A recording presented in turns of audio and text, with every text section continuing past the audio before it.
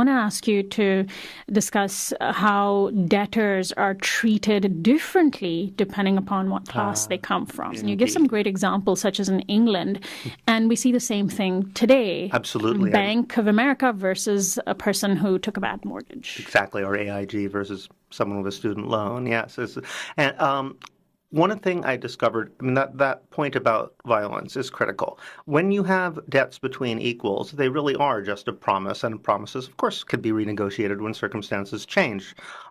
People are reasonable with people they consider to be people like themselves. So in the same way that if my brother is in trouble and I want to give him some money, I'll say, no, it's a loan, don't want to embarrass him by giving him a gift. And then we forget or we remember it differently. You could rearrange things. And the same is true of rich people.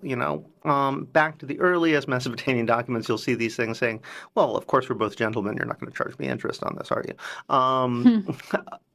Very early you see this going on. And the way I put it is rich people can be incredibly kind, generous, and understanding when dealing with other rich people.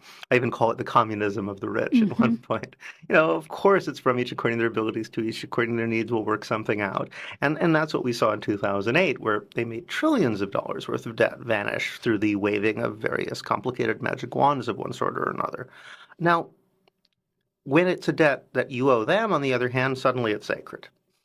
And suddenly it's a question of morality. Yes, it's a question of very basic morality. You should be ashamed of yourself even suggesting. How could you say? It's amazing. And this has been true constantly.